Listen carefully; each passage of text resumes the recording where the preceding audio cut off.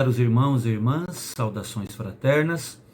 Irmãos, diante de todo o quadro que estamos vivendo, fica muito nítido que nós estamos nos últimos dias.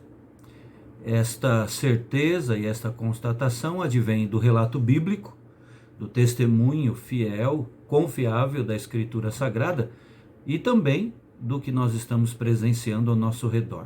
Vivemos os últimos dias.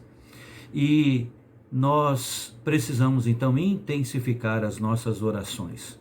Por um lado, temos que glorificar ao nosso Deus, porque tem cumprido aquilo que prometeu. Ao mesmo tempo, ao ver as profecias se cumprindo, nós precisamos buscar mais a Deus. Vamos fazer isso hoje, continuamente, nesses dias maus, rogando pela solução de Deus, do céu, para esta crise da pandemia. E vamos também, irmãos, intensificar as nossas orações pela nossa pátria, não é? Pelos que nos governam, pela população. E nada melhor do que fazermos isso cantando um hino que tem o título de Intercessão pela Pátria. Hino 376, Divino Salvador, contempla com favor o nosso país. Vamos cantar juntos?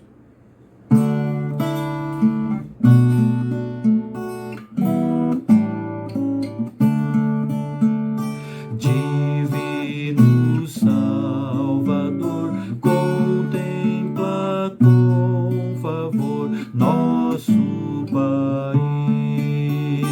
Dá-nos interna paz, governo bom, capaz de dar que satisfaz, sorte feliz. Confiamos só em Ti, vem dominar aqui, ó Rei dos Reis. Dirige o pátrio lar, ensina a governar conforme o Teu mandar, por justas leis. Ao presidente, ó Deus, inspira lá dos céus o Teu temor, que possa bem cumprir o seu mandato e ouvir de todo o povo aqui real louvor. A nossa pátria tem sustento e todo bem de Ti, Senhor. Aos pobres dá comer, aos ricos faz viver, como convém viver em mútuo amor. Do crime e rebelião concede a proteção que é divinal. Guardar-nos vem, Senhor, de guerras e terror, ser nosso defensor, desvia o mal. E a última estrofe: poder supremo tens de para os altos bens da salvação. Brilha benigna luz que o Teu favor produz, reine o Senhor Jesus sobre a nação. Amém. Vamos orar? Querido Deus, nosso Pai, tudo que nós cantamos, nós queremos colocar diante do Senhor, de fato e de verdade. Nós, ó Deus, clamamos ao Senhor pela nossa pátria, pela nossa nação, clamamos ao Senhor pelos que nos governam, as autoridades constituídas, pedindo a Deus que o Senhor mesmo esteja trabalhando em seus corações, em suas mentes, para que dali possa brotar, ó Deus, aquilo que de fato é para o bem geral de toda a população. Nós clamamos ao Senhor em dias maus, buscamos ao Senhor porque de fato nós confiamos em Ti e tão somente em Ti. Pedimos, ó Deus, por dias melhores, pela Tua bênção, ó Deus, pela solução desta pandemia. Clamamos, ó Deus, pelas famílias atingidas, já contaminadas, famílias, ó Deus, que fazem parte da nossa igreja, famílias, ó Deus, ou pessoas que fazem parte destas famílias, lares, ó Deus, que têm sido afetados, ó Deus, pela pandemia, pelas consequências da pandemia. Ó Pai, dispensa o teu favor, derrama graça, fortalece-nos, ó Deus, nesses dias. E agora queremos meditar na tua palavra, que a Sagrada Escritura nos fale ao coração, injetando-nos, ó Deus, força e nos dando a direção para caminharmos. É a nossa oração em nome de Jesus. Amém. Amém. Muito bem, irmãos, vamos abrir mais uma vez no Evangelho de Mateus, prosseguindo ainda nos estudos sobre a vida do apóstolo Pedro, um caráter moldado por Cristo, e nós vamos estudar hoje com base no Evangelho de Mateus, capítulo 17, nós vamos ler do verso 24 ao 27. Repetindo, Mateus 17, abra a sua Bíblia, capítulo 17 do Evangelho de Mateus, leremos a partir do verso 24. O texto sagrado nos diz: Tendo ele chegado a Cafarnaum, dirigiram-se a Pedro os que cobravam o imposto das 2 dracmas e perguntaram: Não paga o vosso mestre as 2 dracmas? Sim, respondeu ele. Ao entrar Pedro em casa, Jesus se lhe antecipou, dizendo: Simão, que te parece? De quem cobram os reis da terra impostos ou tributo? Dos seus filhos ou dos estranhos? Respondendo Pedro: Dos estranhos. Jesus lhe disse: Logo estão isentos os filhos. Mas para que não os escandalizemos, vai ao mar, lança o anzol, e o primeiro peixe que fisgar, tira-o. E abrindo-lhe a boca, acharás um estáter. Toma-o e entrega-lhes por mim e por ti. Irmãos, muito nós ouvimos falar sobre cidadania e sobre o exercício da cidadania, especialmente quando as coisas não vão bem na cidade, não é? E quando nós, como cidadãos, sentimos a consequência em várias áreas, inclusive no nosso bolso, como é o caso agora. O cristão, acima de qualquer outro cidadão, deve exercer plenamente a sua cidadania. O que eu quero dizer é que o cristão, acima de todos os demais da população, deve ser um exemplo de cidadão. Ele deve ter consciência das suas obrigações, ele deve lutar para que o que é justo, o que é direito, seja visto, seja colocado em prática. E mais que isso, não é? Nós, como cristãos e como cidadãos, ou seja, o cristão cidadão deve exercer a sua cidadania sem jamais perder de vista a sua cidadania original, porque ele é cidadão do céu. É só lembrarmos do que o apóstolo Paulo escreveu aos Filipenses. Temos estudado essa carta, ainda não chegamos no capítulo 3, mas ali o apóstolo diz: Irmãos, sigam unidos o meu exemplo, observem os que vivem de acordo com o padrão que lhes apresentamos, pois, como já lhes disse repetidas vezes, e agora repito com lágrimas, há muitos que vivem como inimigos da cruz de Cristo. O apóstolo Paulo prossegue dizendo: o destino deles é a perdição, o seu Deus é o estômago, eles têm orgulho do que é vergonhoso, só pensam nas coisas terrenas. A nossa cidadania, porém, está nos céus, de onde esperamos ansiosamente o Salvador, o Senhor Jesus Cristo. Reparem nesse verso maravilhoso. Disse o apóstolo Paulo: a nossa cidadania, porém, ou a nossa pátria, está nos céus, de onde esperamos ansiosamente o Salvador. Portanto, irmãos, ao contrário do que se pensa, e infelizmente por vezes se constata, a cidadania celestial não é para transformar o cristão num cidadão alienígenas daqui. O oposto é verdadeiro, né? A cidadania celestial deverá torná-lo íntegro, justo, batalhador do direito, servo que se sacrifica pelo bem do outro, porque ele está confiante na justiça do porvir. A cidadania celestial torna o cristão tão radicalmente amoroso que ele abre mão de seu direito para ver o outro desfrutando da justiça. E quando a gente fala de justiça, nós estamos falando do Evangelho, porque a verdadeira justiça advém do Evangelho implantado no nosso coração. A cidadania celestial, irmãos, longe de alienar, então, deve nos tornar, como cristãos, cidadãos brasileiros radicalmente comprometidos com o bem-estar alheio, cidadãos perseverantes na prática do bem e do direito. A cidadania celestial deve nos tornar, e de fato nos torna, melhores cidadãos daqui.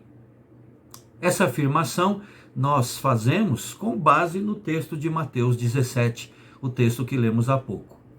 Na escola do discipulado, Pedro estava agora pronto para essa lição, a lição da cidadania. Afinal, como a gente viu até aqui, o caráter escultural do cristão deve também reluzir na sociedade, né? O cristão deve ser um cidadão exemplar. O texto de Mateus sobre o imposto do templo não aparece em qualquer dos outros evangelhos. Isso é curioso. Mateus, como se sabe, antes de se converter e de seguir a Cristo, ele era um cobrador de impostos. Então não seria exagero nós afirmarmos que esta lição específica sobre cidadania ensinada por Jesus a Pedro, de alguma forma impactou profundamente o apóstolo Mateus. Bom para nós hoje, né? Porque nós ficamos com um relato singular a respeito dos pilares do cristão que é um cidadão, ao mesmo tempo, simultaneamente, de duas pátrias. E nós, em primeiro lugar, e é esta a lição que eu quero me ater hoje, nós vemos no texto que o cristão cidadão é consciente da onisciência de Deus. Qual era o cenário, o pano de fundo aqui dessa história? Jesus e os apóstolos estavam já na reta final para a entrada triunfal em Jerusalém, a qual se seguiriam o julgamento, a paixão, o sofrimento, né? A morte e a ressurreição do nosso Senhor. Então eles estão na última passagem por Cafarnaum, o local ali da residência do apóstolo Pedro. E os últimos dias haviam sido de muitas emoções. A confissão de Pedro, a transfiguração de Cristo, a cura de um menino endemoniado, a revelação da morte e da ressurreição de Jesus.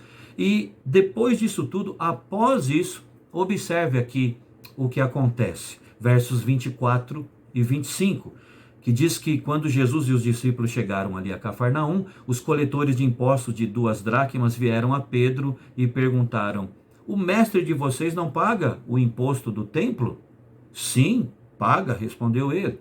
Quando Pedro entrou na casa, Jesus foi o primeiro a falar. Na versão atualizada é dito que Jesus se antecipou, né? E perguntando-lhe: o que você acha, Simão? De quem os reis da terra cobram tributos e impostos? De seus próprios filhos ou dos outros? Irmãos, a situação era que todos estavam ali cansados, fisicamente, emocionalmente. Jesus já estava dentro da casa. Pedro, que por algum motivo que desconhecemos, ficou para trás, foi Pedro que precisou encarar aquela conversa indigesta dos coletores de impostos ali do templo. Esses eram homens da sinagoga, e tal imposto não era um imposto romano, então, era um imposto judaico. Muitas vezes nós confundimos isso e pensamos que eram os cobradores enviados pelo Império Romano. Não, aqui eram emissários da sinagoga, né? Era uma cobrança de um imposto judaico, baseado no livro de Êxodo, capítulo 30. Era costume comumente, normalmente aceito da época, isentar até os mestres religiosos do pagamento desse imposto em particular. Pedro, porém, sabia que Jesus pagava esse imposto, ele assim afirmou, né? E a julgar pela forma como os fiscais construíram toda a pergunta, né? Não paga o mestre de vocês o imposto do templo? Tudo o que eles desejavam, fica muito claro isso, tudo que eles queriam ouvir era que Jesus não pagava o imposto. Portanto, o fato de cobrarem de Jesus e de cobrarem dessa forma revela que o Senhor não era por eles reconhecido como mestre. E segundo lugar, que a reputação de Cristo estava começando a se desgastar, né? Agora, note o seguinte, quando Pedro entrou ali na casa, Jesus, e não Pedro, Jesus é que foi o primeiro a falar, e ele foi direto ao ponto, né? O que você acha, Simão? De quem os reis da terra cobram tributos e impostos? De seus próprios filhos ou dos estranhos ou dos outros? Pedro aqui, irmãos, estava aprendendo uma lição essencial para o cristão cidadão. Deus é onisciente. Deus sabe todas as coisas. Ele ouve todas as conversas. Ele investiga todos os corações. Certamente que ao pisar ali dentro de casa, Jesus percebeu o semblante abatido de Pedro. Ele sabia que não era só o cansaço, algo tinha acontecido lá fora. E o Senhor tinha visto, tinha ouvido, o Senhor de forma onisciente e soberana havia tomado conhecimento do que aconteceu lá fora, sem mesmo estar ali. Então, em outras palavras, o que temos aqui no texto que lemos é como se Jesus estivesse dizendo a Pedro: Pedro, eu sei que eles não me reconhecem como mestre, eu sei disso, por isso eles me cobram. Eu sei que eles armaram uma armadilha para nos pegar, não é? Eu sei que você foi honesto em sua resposta, foi sincero. Eu sei que você ficou abatido por saber que eu não precisava pagar, mas mesmo assim pago. Eu sei que eles ali são maus e que a maldade deles ali até abalou você por dentro. Eu sei de todas essas coisas, Pedro. Eu quero concluir, irmãos, pensando exatamente sobre isso. Eu quero concluir pensando no atual cenário de pandemia. Eu quero terminar aqui o nosso estudo de hoje pensando aqui nas ações dos nossos governos, não é? Governos municipal, estadual, federal. Se você é como eu, você fica desanimado com tudo isso, não fica? Eu creio que fica, todos nós ficamos. Isso desanima, isso gera abatimento. Nós vemos homens demonstrando a maldade de seus corações, né? Mesmo num período tão crítico como esse da pandemia. E não é só no governo. Se fosse, nós até teríamos uma luz, né? Humanamente falando, mas a própria população, né? Fazendo aglomerações quando não se pode fazer isso. Os casos estão se multiplicando, cada vez mais próximos de nós. Mas além disso, a própria população furando a fila da vacinação ou querendo fazer isso. Vemos profissionais, até mesmo profissionais da saúde, fingindo que aplicam a vacina, não é verdade? Para desviar aquela dose tão preciosa. Irmãos, que tempos os nossos, que tempos. A única coisa que pode nos trazer paz no meio disso tudo é a certeza de que Deus sabe disso. Deus está vendo, Deus conhece, Deus sabe de tudo que está acontecendo. Deus tem conhecimento das conversas nos gabinetes das autoridades. Deus vê, Deus sabe, Deus vê os conluios. Deus vê e Deus sabe dos desmandos, as decisões equivocadas das autoridades. Deus sabe, Deus conhece, porque Ele conhece os corações dos homens maus. E Deus não apenas conhece, irmãos, Ele age, efetivamente age em favor daqueles que o buscam, daqueles que esperam nele. Deus age em nosso favor, não tenha dúvida disso. No livro do Êxodo, capítulo 3, versículo 7, nós vemos Deus falando ali de forma maravilhosa com Moisés. A situação ali era desesperadora. Os hebreus escravizados pelos egípcios amargavam trabalhos forçados ali. Estavam debaixo de grande sofrimento. O clamor do povo era muito grande. As dores só aumentavam. Situação complicadíssima. E Deus diz o seguinte a Moisés. Você com certeza já deve ter lido. Eu creio que já leu esse verso. Deus diz ali: certamente vi a aflição do meu povo que está no Egito. Ouvi o seu clamor por causa dos seus exatores. Conheço-lhe o sofrimento, por isso desci, a fim de livrá-lo da mão dos egípcios e para fazê-lo subir daquela terra a uma terra boa e ampla, terra que mana leite e mel, o lugar do cananeu, do eteu, do amorreu, do ferezeu, do eveu e do jebuseu, pois o clamor dos filhos de Israel chegou até mim. Eu quero pedir que você preste atenção nesses verbos aqui, não é? Certamente vi, certamente ouvi, conheço, desci. É Deus nos falando ainda hoje, irmãos. Eu vi, eu vejo a aflição de vocês. Eu conheço o sofrimento que vocês estão passando. Eu ouvi o clamor de vocês. Por isso eu desci para livrá-los. Meu irmão e minha irmã, nós precisamos crer nisso. Deus é onisciente, Ele vê tudo, Ele conhece. Ele ouve quando clamamos.